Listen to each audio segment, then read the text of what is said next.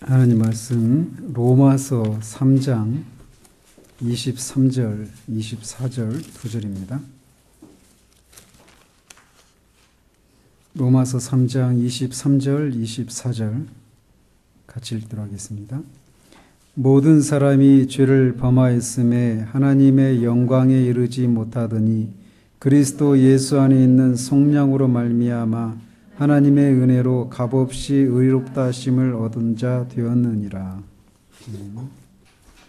오늘은 로마서를 봅니다.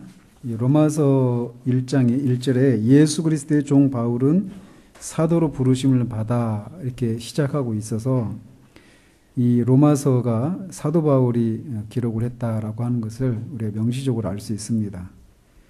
역사적으로 이렇게 로마서가 바울이 기록하지 않았다라고 말하는 사람도 없지 않아 있었지만 근거 없는 의심에 불과합니다.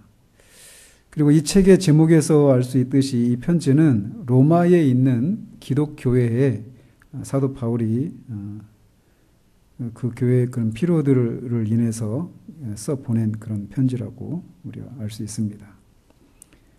그리고 이 로마서는 바울이 제3차 선교 여행 중에 고린도에서 기록을 했을 것이다라고 추측을 합니다.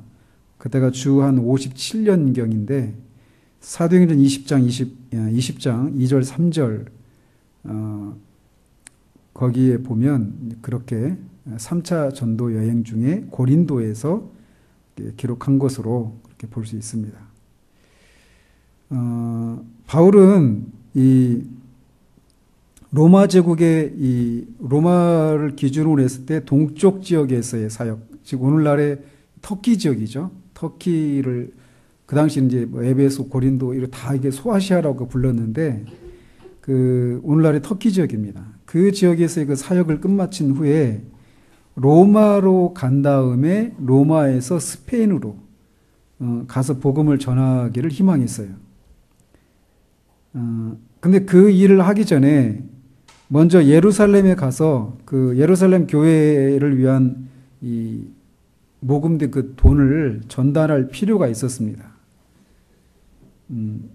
그래서 바울은 이제 편지에서 로마서 16장 1절 2절에 보면 베베라고 하는 여자를 이렇게 추천을 해요.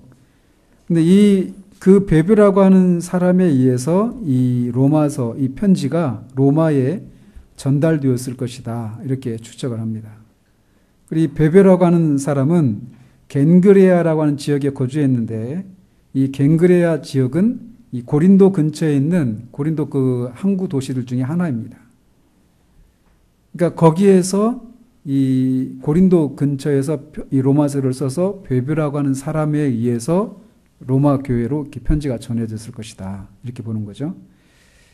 그리고 또 그 16장에 보면은 가이오라고 하는 사람도 있어요. 가이오라고 하는 사람이 있는데 16장 23절에 보면 근데 이 가이오라고 하는 사람도 고린도에 살고 있었던 이 고린도전서 1장 14절에 보면 가이오라고 하는 사람 이름이 나오는데 이 가이오라고 하는 사람도 그 로마서에 나오거든요. 근데 그 고린도에서 편지 썼다고 그랬잖아요. 이 가이오라고 하는 사람이 고린도에 살고 있었어요. 그래서 그 사람의 집에 초청을 받아서 거기에 있으면서 로마서를 기록했고 그 기록된 로마서를 베베라고 하는 사람에 의해서 보냈을 것이다. 이렇게 추측을 하는 거죠. 그래서 이 저작 연대는 그렇게 추측을 합니다. 주 57년 로마로 가기 전에 고린도에서 이제 기록을 했을 것이다. 이렇게 봅니다. 로마서의 전체적인 주제는 뭐냐? 예수 그리스도의 복음 안에 있는 하나님의 심판하시고 구원하시는 하나님의 의에 대한 계시예요. 그래서 그리스도 십자가 안에서 하나님은 죄를 심판하시면서 동시에 자신의 구원의 자비를 나타내셨습니다. 그래서 예수 그리스도를 통해서 하나님이 마련하신 의, 근데 그게 어디냐? 그리스도의 십자가라는 거예요. 그리스도의 십자가를 통해서 죄에 대해서 심판하시면서 또 동시에 그 예수를 믿는 자를 의롭게 하시는 그 하나님이 마련하신, 죄인들을 위해서 마련하신 하나님 의가 무엇인가, 이거를 설명하는 것이 로마서 전체의 주제다, 이렇게 말할 수 있습니다. 그래서 이 로마서는 바울 서신 중에서도 이 가장 조직신학적인 그런 서신이다, 이렇게 말을 하고 있습니다. 그렇다고 해서 바울의 신학을 모두, 이 로마서에서 모두 기록하고 있는 것은 아니에요. 예를 들면 로마서에서는 이 로마서의 주된 이 조직신학 중에서도 어느 부분이 가장 많이 기록되어 있다고 생각하십니까? 조직신학은 이렇게 되어 있어요. 조직신학은 서론. 서론에서는 성경에 대해서 배우는 거예요. 성경론. 서론이 있고, 그 다음에 신론. 우리가 지금 점심 때 하는 게 신론이에요. 신론. 그 다음에 기독론이에요. 신론, 기독론. 그 다음에 구원론이에요. 근데 구원론은 성령께서 하시는 것이기 때문에 성령론과 구원론은 맞물려 있습니다. 그 다음에 인간론. 인간이 죄 가운데 있는 인간의 상태가 어떤 것인가? 죄가 있기 전에 인간의 상태는 어떤 것인가? 구원받은 이후의 인간의 상태는 어떤 것인가? 구원이 완성된 상태 가운데 있는가는 어떤 상태인가? 이런 걸 배우는 게 인간론이에요. 그래서 서론, 신론, 기독론, 인간론, 구원론. 그 다음에 구원받은 사람들이 어디로 불림을 받아요? 어디로 인도돼요? 교회죠. 그래서 교회론. 그 다음에 교회의 종말은 어떤 것인가? 종말론. 이렇게 되어 있어요. 그런데 로마서에서는 그리스도에 대해서 기독론적인 그런 요소들이 많이 없습니다. 기독론에 대한 요소들은 오히려 빌립보서나 골로새서에 더 많아요. 그러니까 로마서가 굉장히 신학적인 그런 서신임에도 불구하고 바울 신학의 모든 것이 다 기록되어 있는 건 아니라는 거예요. 그래서 기독론적인 그런 요소들, 그 다음에 교회에 대해서 많이 다루고 있는 성경이 어떤 성경일까요? 에베소서, 우리가 배우게 될, 지금 다루고 있는. 이제 뒤에서 앞 1장에서 교회에 대해서 잠깐 나왔잖아요. 2장에서도 잠깐 교회에 대해서 나왔죠. 3장에 가면 더 많이 나옵니다. 그래서 이 교회론을 우리가 더 집중적으로 보게 될 거예요. 그리고 종말에 있을 일들에 대해서 많이 나오는 게 뭘까요? 데살로니가 전후서예요. 데살로니가 전후서, 계시록. 근데 계시록은 바울 서신이 아니니까. 그러니까 바울 서신 중에서 종말론을 다루고 있는 서신은 데살로니가 전후서예요. 그래서 근데 그런 요소들, 뭐 기독론, 교회론, 종말론 이런 요소들은 로마서에서는 자세히 다루고 있지는 않아요. 전혀 없는 건 아니지만 말이죠. 그런 서신들에 비해서. 그래서 바울이 이 로마서를 기록한 목적은 로마 교회가 가지고 있는 어떤 구체적인 관심사들을 다루기 위해서 이 로마서를 기록을 했습니다. 그래서 이 서신서들은 항상 어떤 그 서신을 받는 교회의 어떤 필요들에 의해서 목회적인 그런 관점에서 기록이 되어 있어요. 어떤 그냥 그런 것과 상관없이 그냥 서재에서 하는 어떤 신학 논문과 같은 그런 성격의 서신들이 하나도 없어요. 다 그 편지를 받게 될 교회의 그 여러 가지 상황들, 그런 것들에 대한 답을 제시하기 위해서 기록이 됐거든요. 그래서 로마서도 역시 이 수신자가 로마에 있는 그리스도인들이에요. 로마 교회죠. 근데 더 구체적으로 말하면 유대인과 이방인 그리스도인들로 구성된 로마 교회의 관심사들을 다루고 있는 성경이 로마서다, 이렇게 말할 수 있어요. 그래서 뭘 주로 다루고 있느냐? 인간이 율법을 지킴으로써 하나님과 바른 관계를 맺을 수 있는가? 왜 이런 질문을 하겠어요? 로마 교회 안에는 율법을 가진 유대인과 율법이 없는 이방인 그리스도인들이 같이 있었거든요. 그러니까 율법이 과연 율법을 지킴으로 하나님과 바른 관계를 맺을 수 있는 거 없는가? 이런 질문들이 나올 법하겠죠. 그죠? 그리고 또 하나는 아브라함에게서 무엇을 배울 수 있고, 이 아브라함이라고 하는 인물이 이방인과 유대인에게 유대인 모두에게 조상이 될 수 있는가? 주로 이제 로마서 4장에서 다루는 주제입니다. 결론은 뭐예요? 있다라는 거죠. 어떤 면에서? 믿음으로. 그러니까 아브라함이 어떻게 의롭다함을 받았어요? 믿음으로요. 뭘 믿음으로? 하나님의 언약의 말씀을 믿은 거예요. 그 믿음이 그를 의롭게 한 거란 말이에요. 그런 것처럼 우리가 어떻게 의롭게 돼요? 믿음으로 의롭게 되는 거예요. 그래서 아브라함을 뭐라고 말해요? 뭐의 조상? 믿음의 조상이라고 그러는 거예요. 근데 우리가 믿음으로 의롭게 되는데 유대인만 그런 것이 아니라 이방인도 믿음으로 해요. 누구를 믿음으로? 그리스도를 믿음으로. 그래서 이방인이나 유대인에게 혈통적으로는 이방인과 아브라함은 아무런 상관이 없지만 의롭게 되어진다라고 하는 이런 측면에서는 믿음의 조상인 거예요, 아브라함이. 이런 주제를 다루는 겁니다. 그러니까 말씀드린 것처럼 왜 이런 주제를 다뤄요? 로마 교회 안에 이방인과 유대인이 같이 있으니까. 그리고 또 세 번째로 다루고 있는 그 주제는 그러면 율법은 어떤 역할을 하는가? 율법을 지킴으로 하나님과 바른 관계를 맺을 수 있는 거 없는가? 이런 주제를 처음에 다뤘다 그랬잖아요. 결론은 뭐예요? 바른 관계 맺을 수 없다라는 거예요. 그럼 율법을 왜 주셨는가? 율법은 죄와 관련해서 어떤 관계가 있는가? 이걸 다루는 거예요. 답은 뭡니까? 율법을 왜 주셨어요? 죄가 죄라는 사실들을 깨닫도록 하는 거예요.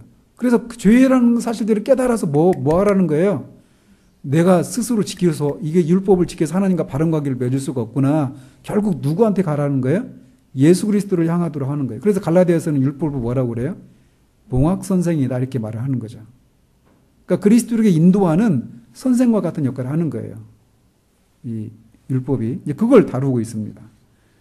그리고 네 번째로는 이방인의 구원은 하나님의 백성으로서의 이스라엘의 미래에 대해서 무엇을 알려주는가? 이 주제를 다룹니다. 그러니까 그러니까 말씀드린 것처럼 유대인과 이방인이 섞여 있었어요. 그 교회 안에. 근데 이 이방인들은 원래 하나님 나라 백성이 아니었단 말이에요. 돌 감람나무와 같은 사람들이었어요. 유대인은 원 감람나무였죠. 근데 원 감람나무에 돌 감람나무인 이방인들이 접붙여져 가지고 이 하나님 나라의 백성이 된 거란 말이에요. 그러니까 이제 어떤 질문이 생겨나냐면 그러면은 유대인들은 나중에 어떻게 해야 되는가? 이런 질문이 이제 생겨나게 된 거예요.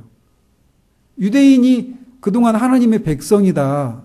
제사장 나라로서 하나님의 신정 국가로서의 그런 그 제사장적인 그런 성격을 가진 나라였었는데 이제 이게 어떻게 됐어요? 예수 그리스도를 통해서 유대인과 이방인의 구별이 없어져 버렸단 말이에요. 그럼 이 유대인은 그러면 나중에는 어떻게 되는가? 이 문제를 다룬 거예요. 이 교회 안에서.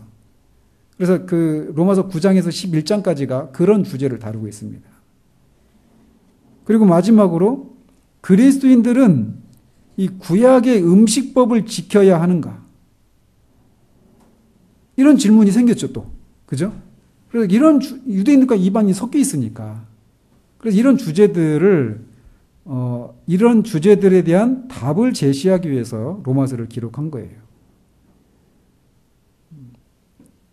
로마서가 특별히 이렇게 유대인, 이방인 문제에 초점을 맞추고 있는 이유는 왜 그렇겠습니까? 로마 교회 안에 있는 유대인과 이방인 사이에 어떤 관계가 있었기 때문에 그렇겠어요. 어떤 긴장 관계가 있었던 거예요. 일종의 유대인과 이방인 사이에. 그런 거를 우리가 암시받게 됩니다. 이 로마 교회가 정확히 언제 세워져 있는지 알 수는 없어요. 그렇지만 유대인으로부터 교회가 시작이 됐을 것으로 우리가 유추할 수 있습니다. 아마도 이 로마 출신의 유대인들이 오순절 때나 그 후에 예루살렘에 와서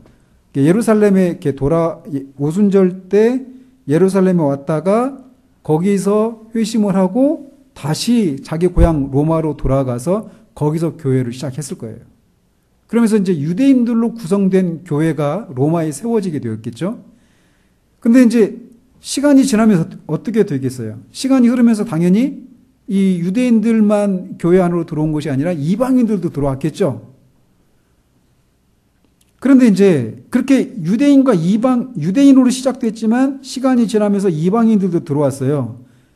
그래서 이방인 유대인으로 같이 구성되어 있었는데 이 사도행전에 보면은 이런 말씀이 있어요. 사도행전 18장 2절에 보면은 아굴라라 하는 본도에서 난 유대인 한 사람을 만나니 글라우디오는 이 로마의 황제입니다. 주 41년에서 54년 동안 4년 사이에 제위했던 로마의 황제인데 이 글라우디오가 그 황제가 모든 유대인을 명하여 로마에서 떠나라 항구로 이렇게 하면서 추방령을 내렸어요.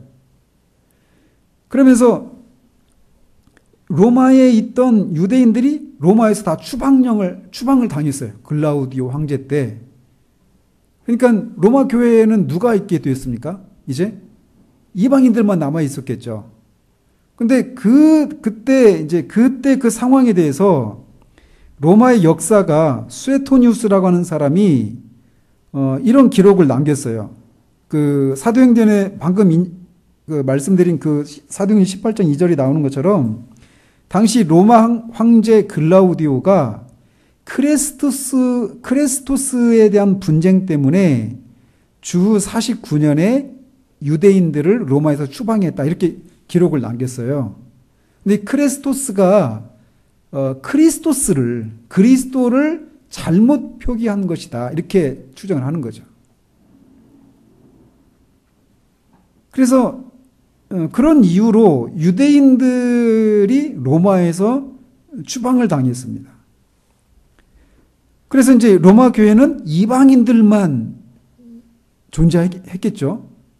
유대인으로 시작했다가 이방인이 같이 있다가 유대인이 추방당하면서 이방인으로만 구성된 그런 교회로 얼마 동안 이렇게 존속하게 되었어요. 그런데 이제 클라우디오 이후에 수년이 지난 뒤에 유대인 그리스도인들이 다시 로마 교회로 돌아왔습니다.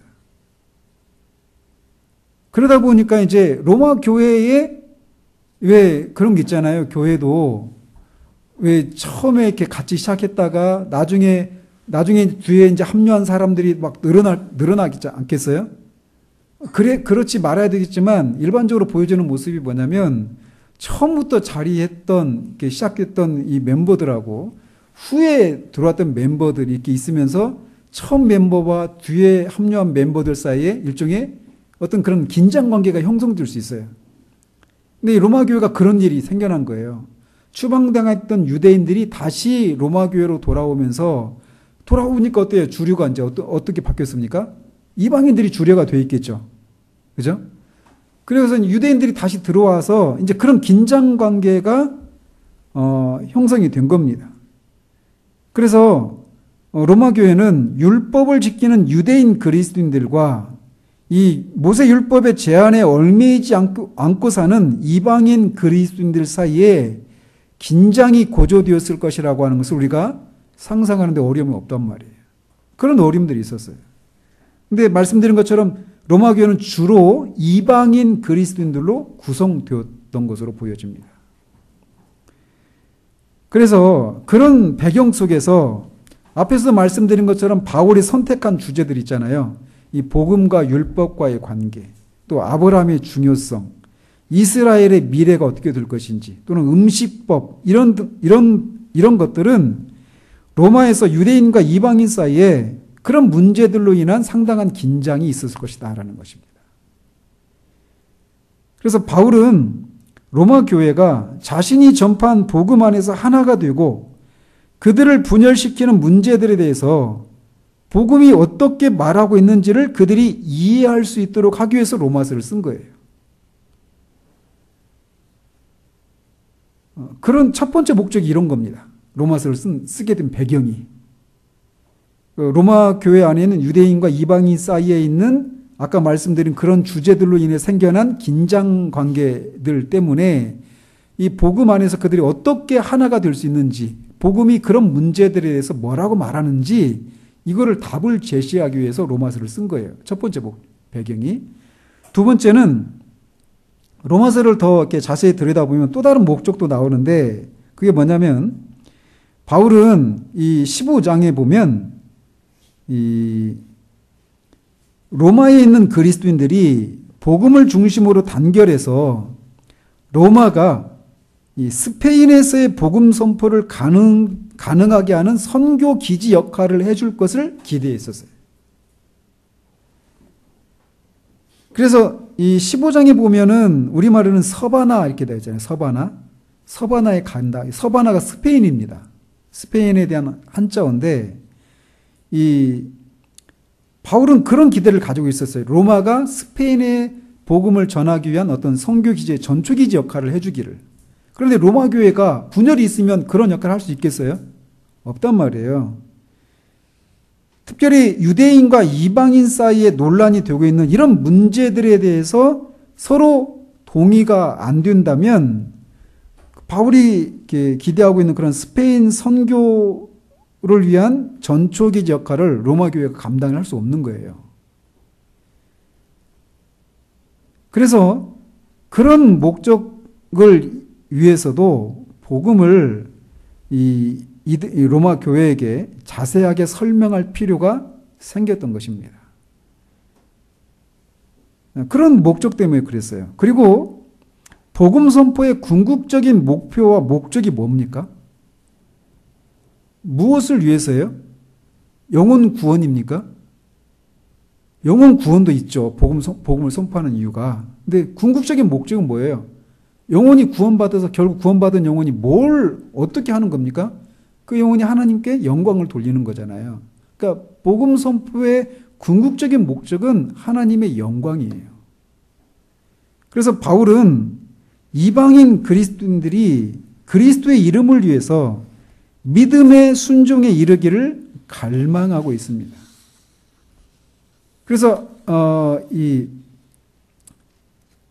로마서를 통해서 복음이 무엇인지를 이해하고 결국 이 복음 역사, 구원 역사 전체가 하나님 자신의 이름에 영광과 찬양을 돌리도록 계획하셨다라고 하는 것을 이들이 깨닫도록 하기 위해 이 로마서를 기록하고 있는 거예요. 구원사적으로 이 로마서가 차지하고 있는 위치는 이렇습니다. 구약의 하나님의 구원의 약속이 언약을 통해서 계속 점진적으로 계시되어 왔잖아요. 그런데 이 구약에 있는 하나님의 구원의 약속은 예수 그리스도의 죽음과 부활 및 그리스도를 믿는 믿음을 통해 받은 새 생명의 복음 속에서 성취가 된다라는 것입니다. 그래서 복음은 유대인과 이방인 모두에게 전달되어서 창세기 12장 3절에서 아브라함에게 약속하셨던 모든 민족이 복을 받게 되리라고 하는 이 하나님의 계획을 성취하게 하는 것이 뭐냐? 복음이다라는 겁니다. 그래서 이 복음은 내가 그냥 구원을 받았다. 내가 개인의 자격으로 구원을 받았다. 이런 차원을 넘어서서 내가 받은 구원, 너희들이 받은 이 구원은 결국 하나님이 아브라함에게 약속하신 아브라함의 후손을 통해서 모든 민족이 복을 받게 하실 것이다라고 하는 이 약속에 대한 성취다라는 것입니다. 그거를 계시해 주고 있는 거예요. 여러분 한번 생각해 보십시오. 우리가 그래서 역사를 공부하는 이유가 바로 여기 있는 거예요. 내가 오늘 누리고 있는 모든 것들 있잖아요. 뭐 크고 작은 모든 것들, 내가 오늘 현재적으로 누리고 있는 것들. 근데 이것이 내가 현재 이 시간 이것을 누리게 되기까지 그 뒤에 수많은 역사의 진전이 있었고 그 역사 속에서 그런 많은 시간의 흐름 속에서 내가 오늘 여기서 지금 어떤 것을 누리고 있다라고 하면서 알게 됐을 때 그런 뒤에 있는 역사적인 배경들을 이해하지 못하고 현재 내가 누리고 있는 것을 누리고 있는 것과 그런 역사적인 배경을 알고 누리는 것 사이에는 큰 차이가 있겠죠. 더 그 가치가 더 크게 다가오고 더 영광스럽게 다가오지 않겠어요? 그죠? 오늘 내가 누리고 있는 이 구원이라고 하는 이것도 하나님께서 알지도 못했던 아브라함이라고 하는 사람을 하나님이 불러내셔서 그에게 약속하셨던 그 약속에 대한 성취다. 라고 하는 것을 알게 됐을 때 구원이라고 하는 것이 얼마나 더 가치가 있고 귀한 것인가. 또 그것을 행하신 하나님은 또 얼마나 신실하시고 선하시고 전능하신 분이신가. 이런 것들을 더 깊이 알게 되겠죠. 그거를 로마서에서 설명해 주고 있는 거예요. 로마서에서 다루고 있는 그 핵심 주제들이 있습니다. 첫 번째로 모든 사람, 유대인과 이방인 모두, 에베소의 표현대로 하면 먼데 있는 사람과 가까이 있는 사람 모두가 죄인이라는 거예요. 그렇기 때문에 모든 사람이 예외 없이 죄로부터 구원을 받아야 한다라고 하는 것을 로마서에서 첫 번째로 다루고 있는 거예요. 그래서 죄인이 아닌 사람이 아무도 없다라는 거예요. 모든 사람이 죄인이다라는 거예요. 그래서 구원이 필요하지 않은 사람은 아무도 없다라는 것을 첫 번째로 말해주고 있어요. 그리고 두 번째로, 그런데 모세 율법은 분명히 선하고 거룩하지만 그 모세 율법이 죄의 권세를 대항할 수가 없다라는 거예요. 그러니까 모든 사람이 구원을 받아야 되는데 율법으로 그 죄로부터 구원받을 수 있는 길이 없다라는 것을 말해주는 거죠. 그리고 세 번째로 하나님의 의를 통해서 죄가 심판받고 구원이 베풀어진다라고 하는 것을 말해주고 있습니다. 이게 이제 핵심적인 주제죠. 이 핵심적인 주제 중에서도 핵심이죠. 세 번째 주제가. 우리가 지난주에 공부했잖아요. 하나님의 의가 몇 가지로 나타난다고 그랬죠? 세 가지로 나타난다고 그랬죠? 첫 번째 의미는 뭐라고 그랬어요? 하나님의 의로운 성품. 하나님은 의로운 분이시다. 하나님은 공의로운 분이시다. 또 하나는 하나님이 죄인들을 구원하시는 행위. 그러니까 하나님이 죄인들을 구원하시기 위해서 하신 행동. 이거를 하나님의 의 이렇게 표현하게 돼요. 이건 더 쉽게 말하면 하나님이 죄인들을 구원하시기 위해서 하나님이 마련하신 구원의 방편이에요. 그러니까 하나님의 그런 의미에서 하나님의 의와 반대되는 개념이 뭐라고 그랬어요? 자기의라고 했잖아요. 자기의. 하나님이 죄인들을 구원하시기 위해서 마련하신 하나님의 의가 있어요. 그 하나님의 의가 뭐예요? 예수 그리스도를 통한 구원 사역이죠. 그죠? 근데 그 하나님 의와 그런 의미에서 상대적인 개념, 반대되는 개념은 자기의예요. 근데 두 번째로 말씀드렸죠. 율법이, 모세 율법 그 자체는 선하고 거룩하지만 그 율법이 죄의 권세를 대항할 수 없다라는 거예요. 그러니까 자기의로는 율법을 지킬 수가 없고 율법을 지킬 수 없으니까 모든 사람이 죄인이어서 죄로부터 구원을 받아야 되는데 그 일이 불가능하다라는 거예요. 근데 하나님은 의로우셔요. 그러니까 죄에 대해서 어떻게 돼요? 반드시 심판하셔야 되죠.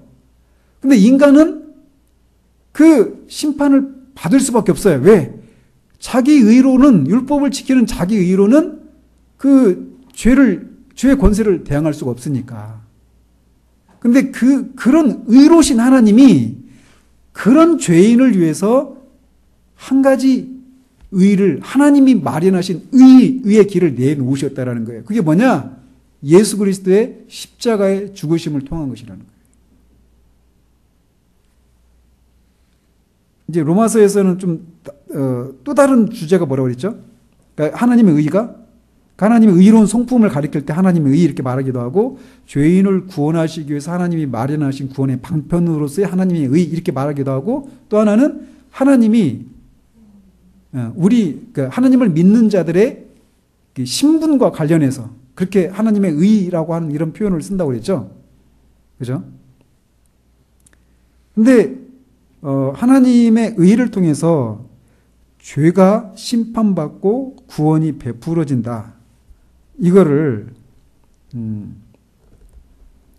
이제 로마서에서 다루고 있는 핵심 주제인데, 하나님의 공의로우신 성품과 이 공의로우신 하나님께서 죄인을 구원하시기 위해서 예수 그리스도의 삶과 죽으심과 부활을 통해 마련하신 의, 이게 바로 하나님의 의다, 이걸 말하는 거예요. 그래서 로마서 1장 17절에서 복음에는 하나님의 의가 나타나나니 라고 말할 때 그 하나님의 의는 어떤 걸 말하는 거예요? 두 번째 개념이죠. 하나님이 예수 그리스도를 통해 마련해 놓으신 그 구원의 방편, 그리스도의 그리스도, 이게 하나님의 의라는 거예요. 그러니까 그것으로만 우리가 의롭다 여김을 받을 수 있다는 거죠.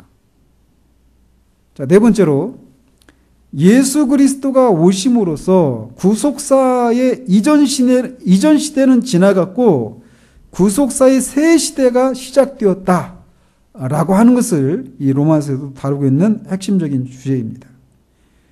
다섯 번째로 예수 그리스도의 속죄의 죽음은 하나님의 구원 계획에 있어서 핵심적인 사건이다 라고 하는 것을 이 로마서에서 다루고 있는 핵심 주제 중에 하나입니다. 여섯 번째로 칭의, 우리가 의롭게 되는 것은 오직 무엇으로? 믿음으로 말미암는다. 이 로마서에서 발견하고 있는 거예요. 그래서 로마서 주석을 하면서 갈라디아서와 로마서 로마서를 강의하면서 루터가 그걸 발견한 거예요. 재발견한 거예요. 오직 의인은 뭘로 살리라?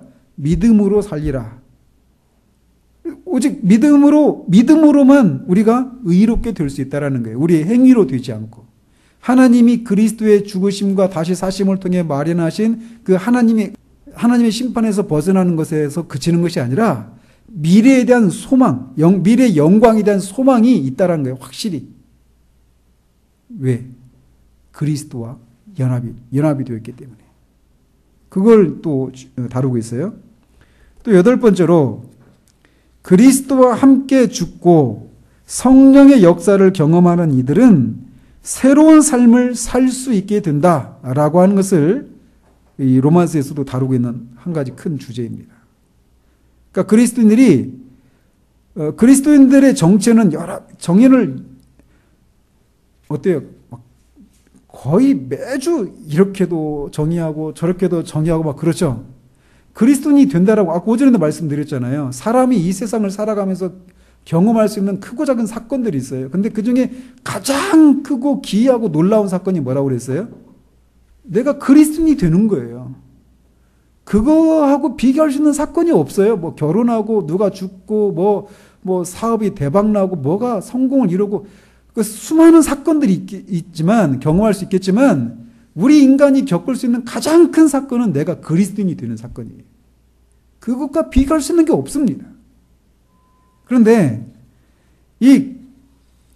그래서 그리스도인데 이 그리스도인이 되었다라고 이 말이 그리스도인이 된다라고 하는 것을 설명하는 방법은 한 가지로 정의를 내릴 수가 없어요.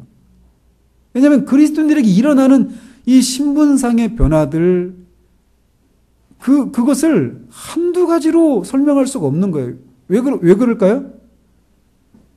죄의 결과가 한두 가지가 아닌 것과 마찬가지예요. 우리가 죄인이 되었다라고 하는 것이 그냥 한 가지만 의미하지 않죠. 여러 가지를 의미해요. 하나님과의 관계 속에서, 세상 속에서, 또 인간 속에서, 내 안에서. 다양한 측면에서 죄의 결과가 다양한 것 속에서 그 결과가 그 나쁜 영향이 이렇게 끼치는 것처럼 아까 그런 열매들이 맺혀지는 것처럼 그런 죄로부터 구원받은 사람들의 변화에 대해서도 다양하게 설명할 수밖에 없다는 겁니다. 그래서 그리스도인을 여러 가지로 정의할 수 있는데 그리스도인을 이렇게도 정의할 수 있어요. 그리스도와 함께 죽고 그리스도와 함께 다시 살아난 사람. 이게 그리스도인이에요. 그러니까 그리스도인은 한 번 죽은 사람들이에요. 그래서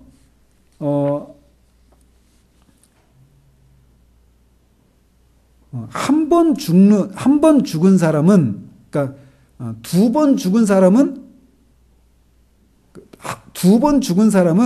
한 번 죽어요. 근데 한 번 죽은 사람은 두 번 죽습니다. 이게 무슨 차이인지 알겠어요? 우리는 누구나 다 한 번씩은 죽죠. 그 한 번씩 죽는 그 죽음을 죽은 사람은 두 번 죽어요. 그 한 번의 죽음과 영원한 죽음.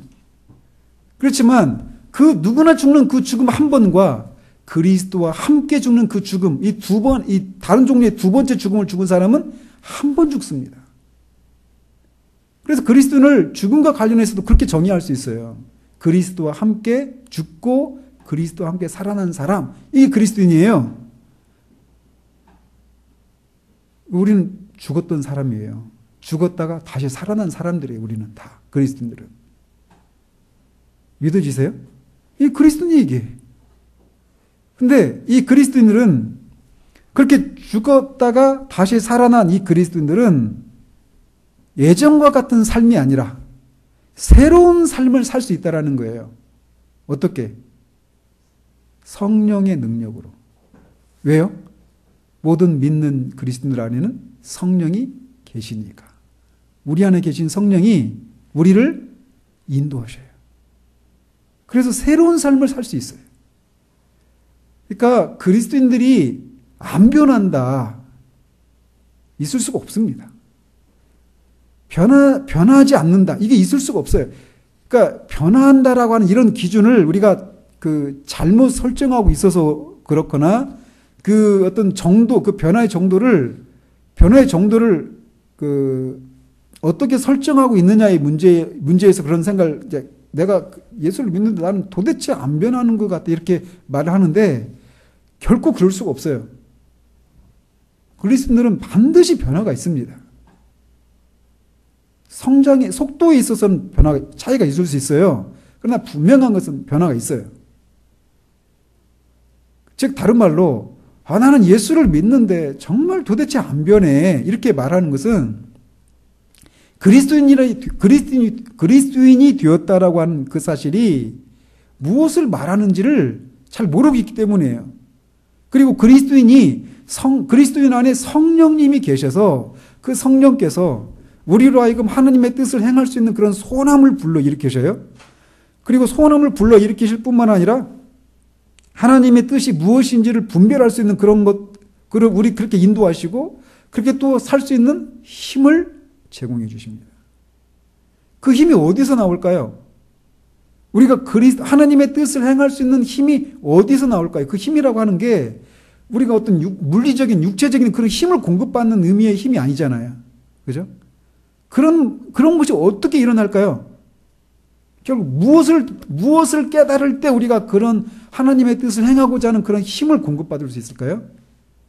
복음을 깨닫는 거예요. 복음을 통해서 우리에게 일어난 일이 무엇인가를 알 때 그런 변화들이 일어나는 거예요. 그래서 오전에 말씀드린 것처럼 그리스도인이라고 하는 한 사람이 그리스도인이 되어서 구원을 받았다라고 하는 그 사실이 에베소 2장 18절에 있는 것처럼 그런 말미암아 한 성령 안에서 우리 둘이 아버지께 나아감을 얻었다 함이라. 이게 그리스도인이 되는 거예요. 근데 그 사실이 뭘 의미한다고요? 우리가 삼위 하나님의 그 사랑을 받은 존재들이라는 것, 그리고 그 말씀이 의미하는 것들을 우리가 정말 깨달을 때 우리 안에서 혁명이 일어나는 거예요. 혁명이. 그래서 근데 그 말씀을 깨닫게 하시는 분이 누구예요? 목사예요? 아닙니다. 목사는 도구일 뿐입니다. 목사가 전하는 그 말씀을 성령께서 깨닫게 하시고 그 말씀의 선한 능력을 맛보게 하실 때 우리가 하나님의 뜻을 행하고자 하는 소망과 그것을 행할 수 있는 힘을 공급받는 거예요. 그러니까 우리가 날마다 교회에 와서 기대해야 될 게 뭘까요? 복음을 듣는 거예요. 복음을 들을 때 우리 안에서 그런 일들이 일어나는 거예요. 그래서 그리스도인들은 성령의 역사를 통해서 새로운 삶을 살 수 있게 된다라고 하는 것을 다루는 거예요. 그래서 육신을 따라 살면 망하지만 영을 따라서 살면 우리가 그 영의 열매를 맺는 거예요. 새로운 삶을 살 수 있게 되는 거예요. 9번째로 하나님은 구원에 있어서 주권자이시고 자신의 계획에 따라서 모든 일을 역사하시는 분이시다라고 하는 것을 이 로마서에서 말해주고 있습니다. 오늘 우리가 점심 때 그 하나님의 주권에 대해서 배웠으면 이 주제가 좀 맞물려가지고 같이 할 얘기가 많겠는데 다음 주에 이 주제를 좀 더 이렇게 살펴보면서 더 풀어내도록 하겠습니다. 또 10번째로 하나님은 유대인과 이방인 모두에게 구원의 약속을 성취하신다라고 하는 것을 이 로마서에 다루고 있는 핵심적인 주제입니다. 마지막으로 복음의 은혜는 그리스도인들에게 개인적인 성결, 또 서로 섬김, 더 나아가서 선량한 시민의 책임, 그리고 그리스도 안에서의 진심 어린 이웃사랑을 요구한다라는 겁니다. 제가 이 한국교회에, 저도 한국교회 안에 속한 사람이기 때문에 그 영향에서 자유롭지는 못해요. 근데 잘 들어보시면, 그리고 또 그리스도 안에서 진심 어리게 이웃을 사랑하는 문제, 이게 다 뭡니까? 이게 이 거룩해져 가는 거, 성화에 관련된 거잖아요. 그죠? 근데 이런 영역에 많이 머물러 있어요. 한국교회가 성화를 이룬다라고 할 때 개인적인 성화의 측면에서 거의 대부분 그렇게 얘기하고 있다고요. 근데 우리가 간구하고 있는 게 뭐냐면 선량한 시민의 책임, 이것도 성경이 말하고 있다라는 거예요. 그래서 그 개혁주의 전통에 있는 그런 교회들에게 있어서 강조되는 것 중에 하나가 뭐냐면 사회적인 성화, 이거를 얘기해요. 그러니까 우리 사회 속에서 일어나고 있는 그 속에서의 그런 성화 있잖아요. 이런 부분들이 굉장히 한국교회가 약해요. 근데 그게 성경에서 말하고 있는 거란 말이에요. 우리가 복음을 경험했을 때 내게 베푸신 그 은혜, 이것을 통해서 내가 그 나를 구원해 주신 하나님을 기쁘시게 해드리기 위해서 그분의 뜻에 순종하는 것을 통해서 또 같은 은혜를 입은 지체들을 섬기고 하는 이런 것을 통해서 내가 더 거룩해져 가고 주님을 닮아가고 이런 것이 있어야 돼요. 반드시 있어야 됩니다. 그러나 그것과 함께 사회적인 선량한 시민으로서의 사회적인 책임을 당하는 이 부분도 성경에서 분명히 말하고 있다라는 거예요. 그러니까 오늘날 그 사회 속에서 어떤 불의를 행하고 막 이번에도 제가